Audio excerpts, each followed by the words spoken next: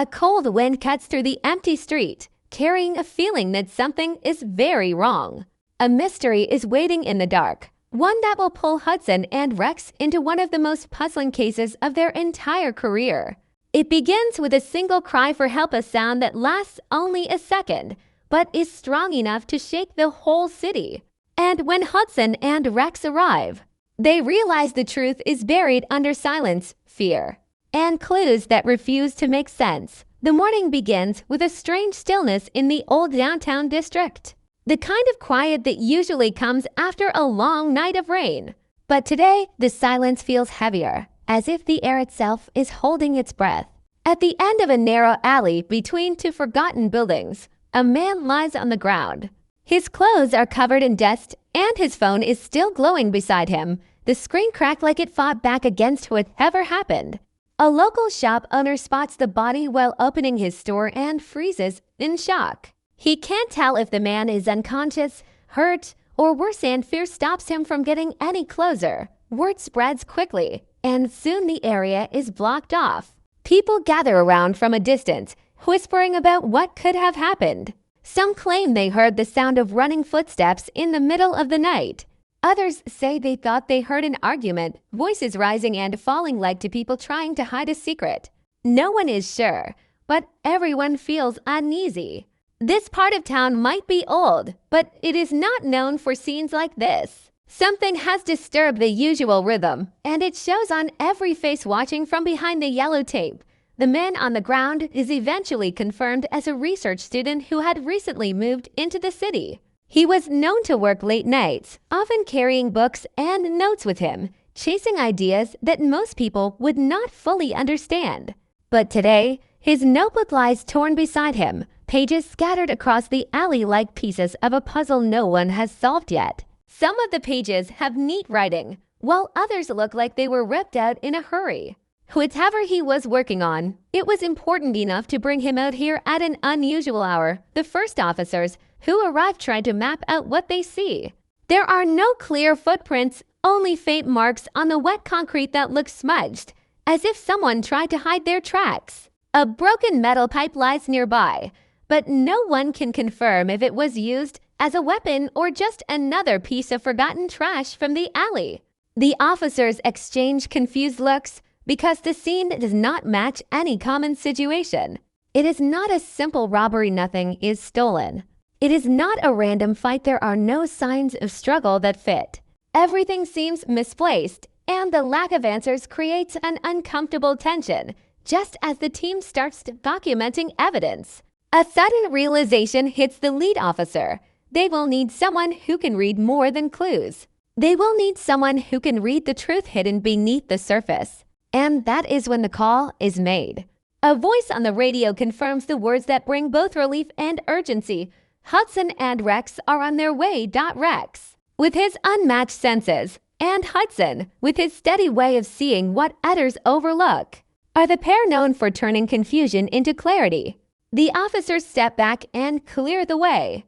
The shop owner who made the call waits nervously, hoping he did the right thing.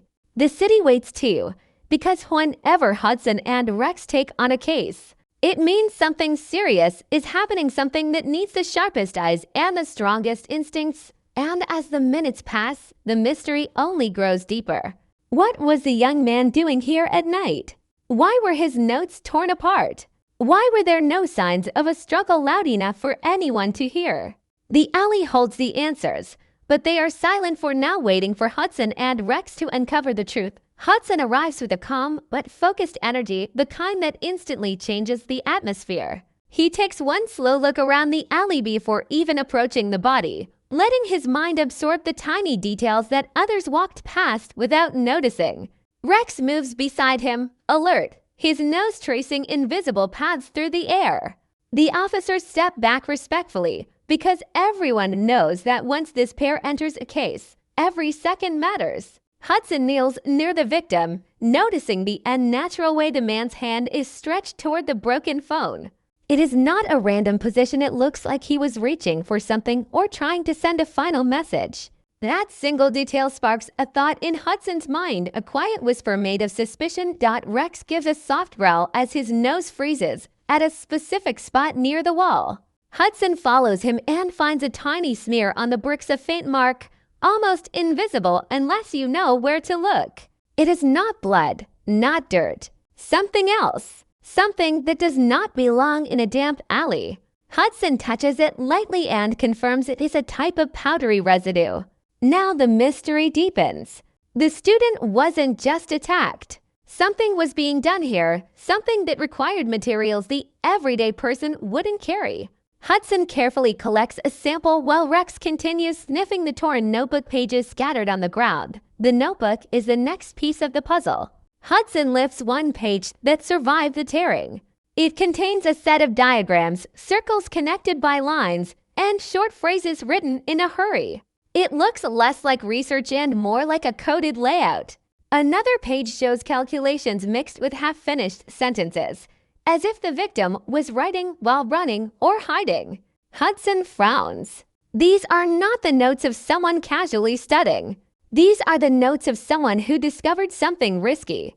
Rex pushes his nose against a page that has a corner bent and stained with something darker than ink. Hudson senses that this page held weight, may be the one the victim tried hardest to keep safe. Hudson calls for the shop owner to step forward.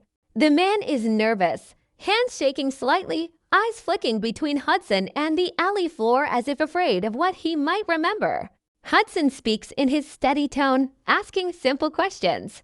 What time did he hear the noise? Did he see anyone running? Did the victim come here often? At first, the shop owner hesitates, giving short, uncertain answers. But then his voice cracks just a bit as he admits something strange. He recalls seeing the victim 2 nights earlier, arguing with someone at the far end of the street. He couldn't hear the words, but he remembers the tension, harsh gestures, the victim backing away, and the other figure leaning forward like they were demanding something important. That changes everything. Hudson asks about the figure's height, build, anything that could help. The shop owner describes the person as tall, wearing a hooded jacket, moving with confidence. Not the behavior of a panicked criminal. More like someone who was used to being in control. Hudson stores the description in his mind while Rex begins to pull him gently toward the entrance of the alley, nose pointed toward the main street. The scent trail is weak but real. Someone left here in a hurry. Someone who didn't want to be found out as Rex leads the way.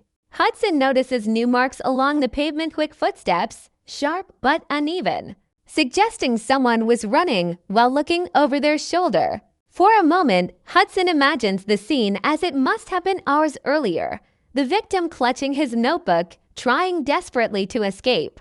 The tall figure close behind, reaching out. A brief struggle, then silence swallowing everything. But imagination isn't enough. Hudson needs proof. Rex suddenly stops near a storm drain and barks sharply.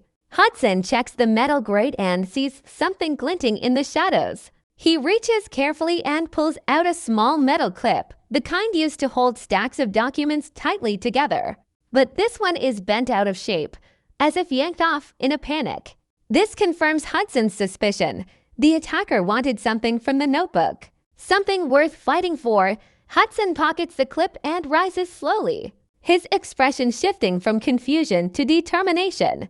Whatever the victim was working on, it wasn't simple research. It was something someone desperately wanted to control or silence. And as Rex watches the empty street with tense eyes, Hudson knows the case is no longer just about solving a crime. It's about stopping something much bigger from unfolding. Hudson follows Rex out of the alley and onto the wider street, where the early morning light is beginning to rise. The air feels different, still tense, but now carrying a thread of direction, a faint pull toward the truth. Rex walks with purpose, his nose low, tracing the fading scent with sharp focus. Hudson stays close behind, watching the dog's movements like reading a living map. Every few steps, Rex pauses, sniffing the air as if checking whether the invisible trail is still alive. It is weak, almost washed away by the night's rain, but not gone. Whoever fled the alley left behind more than footsteps. They left a trace of guilt. The trail leads toward a narrow side street lined with old apartment buildings. The windows are shut, curtains drawn, as if the entire neighborhood is trying to hide from what the night witnessed. Hudson glances up, imagining what secrets might be sitting behind those closed blinds. People often see more than they admit, especially when danger is involved. He makes a mental note to return later and question residents. For now, he trusts Rex's instincts more than any silent window. Rex slows near a metal dumpster and circles it twice before stopping. Hudson looks inside and finds torn pieces of paper, blackened at the edges as if someone tried to burn them in a hurry but failed. He carefully pulls them out, noticing that the handwriting matches the victim's notebook. Rex slows near a metal dumpster and circles it twice before stopping. Hudson looks inside and finds torn pieces of paper, blackened at the edges as if someone tried to burn them in a hurry but failed. He carefully pulls them out, noticing that the handwriting matches the victim's notebook. Only fragments of sentences remain, if he finds out. Not safe anymore, and meeting at. The last part is cut off, but even this incomplete message carries a strong warning. The victim knew he was being followed. He feared someone. And yet he still chose to come out at night, carrying his research with him. Hudson studies the half-burnt pages longer. One line stands out. He said it will all be solved soon. Hudson repeats it in his mind. Who was he? Someone the victim trusted, someone pretending to help, or the same person who chased him into the alley hours later. The uncertainty raises a chill that crawls slowly up Hudson's spine. A false friend is always more dangerous than an open enemy. Rex pulls Hudson away from the dumpster and toward the end of the street, stopping at a small parking area. Only 3 cars sit there, quiet and cold. Hudson crouches to inspect the pavement and notices a fresh smear mud mixed with something darker. He takes a closer look and finds tiny grains of a strange red soil. It is not from this area. Hudson knows the city's different soils from past cases, and this one doesn't match any location nearby. That means the suspect came from somewhere else, maybe a hidden meeting point or a place connected to whatever research the victim was doing. Rex suddenly gives a short bark and pushes his nose under one of the cars. Hudson bends down and sees a single glove lying in the shadows. It is black, thin, and made of a material used for precision work, like handling chemicals or delicate tools. Hudson's heart beats faster, the residue on the alley wall. The powdery substance on the bricks. This glove could be the link. Whoever wore it didn't want to leave fingerprints. That means planning. That means intention. Hudson carefully lifts the glove, and as he does, something small falls out of a folded piece of paper. He opens it gently, revealing a rough sketch of what looks like the interior of a warehouse. It is quick and messy, drawn by someone under pressure. In the corner of the sketch are 3 numbers, 1 for B. The markings appear to be directions or a room label. Hudson feels the weight of the discovery. This sketch was not meant to be found. It was either dropped accidentally or discarded in panic. Rex sits beside Hudson, tail still, watching him as if waiting for him to decode the next move. Hudson rises slowly, holding the glove and the sketch. The pieces are finally starting to form a pattern.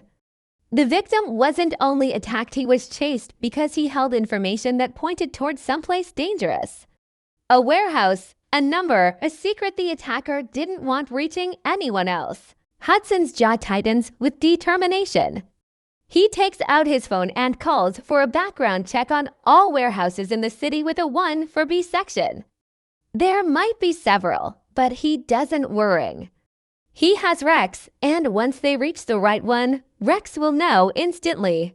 The assistant on the line begins listing locations, and Hudson listens carefully, memorizing the addresses. As he pockets his phone, Hudson looks down at Rex and nods.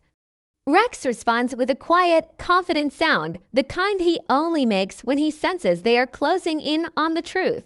The case is no longer a dark maze, it now has a direction. And Hudson knows exactly where they must go next. Hudson drives toward the first warehouse on the list, the engine steady but the air inside the car tight with tension. Rex sits upright. In the passenger seat, ears pointed forward, watching every shape and shadow that passes by the windows. The city slowly shifts into its industrial outskirts, where the buildings grow taller and the streets become quieter. These areas are usually empty during the day, but today the silence feels heavier, as if something inside the warehouse district is holding its breath, waiting for them to arrive. When Hudson reaches the location marked 1 for B, he slows down, studying the structure. The warehouse is old, with metal walls stained by years of weather, and rust creeping along the edges like fingers trying to pull it apart. The parking lot is empty except for one vehicle far in the corner, its windows dark, its presence too quiet to be normal. Hudson steps out of the car and lets Rex lead. The dog's nose immediately picks up a familiar scent, the same faint chemical trace from the alley wall. It lingers in the air around the warehouse door, almost like a trail inviting them inside. Hudson feels his pulse rise. This isn't just a clue. This is confirmation. Someone brought the victim's research here. Someone used this place as a meeting ground, and that someone may still be inside. Hudson moves cautiously, examining the door. It's slightly open, not enough for a person to slip through easily, but enough to show that someone left in a hurry or expected to return soon. He pushes it gently and listens. The inside grows still, dark, heavy. A long hallway stretches into the warehouse, lined with shelves full of crates and old equipment. Every sound echoes, even the soft click of Rex's paws on the floor. The deeper they walk, the stranger the environment becomes. Some shelves are dusty and touched for years, while others look recently disturbed. Boxes sit open with papers inside, but most of the writing is scratched out. Hudson picks up one page and sees diagrams similar to the ones in the victim's notebook: circles, pathways, coded markings. This confirms the warehouse wasn't just a hiding place. It was part of the research, maybe even the center of it. A light flickers above them, buzzing in a weak rhythm, creating flashes of brightness that make the shadows shift. Rex pauses suddenly, raising his head and sniffing hard. Hudson freezes. He knows Rex well enough to recognize that moment when the dog senses something human, close enough to be a threat. Hudson quietly moves forward, keeping Rex close. Behind a tall stack of crates, something shuffles. A slight movement, a drag of fabric, a quick breath caught too late. Hudson signals Rex to stay low. He steps around the crates slowly, expecting an attacker. Instead, he finds a man sitting on the floor, back against the wall, trembling. His clothes are dirty, his lip is bleeding, and his eyes widen in fear the moment he sees Hudson.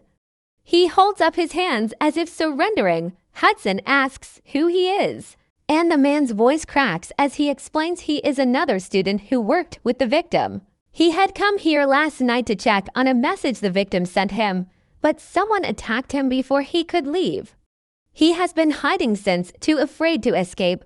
Hudson kneels beside him, asking what the victim was researching. The student hesitates, fear tightening every word. He says the project wasn't supposed to be dangerous. It was a study involving patterns in environmental data. But 2 weeks ago, they discovered something unusual, something that didn't fit the city's normal records.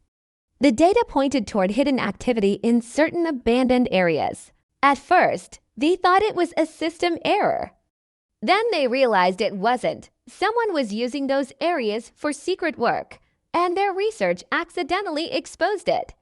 The student warns Hudson that the attacker wasn't just protecting information, they were protecting a plan. Rex suddenly growls, not loud, but deep and serious. Hudson stands instantly, senses sharpening. Someone else is in the warehouse, someone who didn't expect witnesses. A faint metallic click echoes through the space, the kind of sound made when someone steps on loose metal or prepares equipment. Hudson moves quickly, guiding the injured student behind a crate while Rex positions himself in front, muscles tense. Hudson listens carefully. Footsteps approach slow, controlled, heavy, confident. This is not someone running. This is someone hunting. Whoever is here knew the victim, knew the research, and has returned to finish what they started. Hudson's heartbeat steadies, not from fear but from readiness. Rex lowers himself, eyes sharp, waiting for Hudson's signal. The warehouse fills with a growing pressure, the kind that appears right before a storm breaks. Hudson takes one slow breath. The truth is close. The danger is closer. But with Rex by his side, he knows they're ready to face whatever steps out of the shadows next.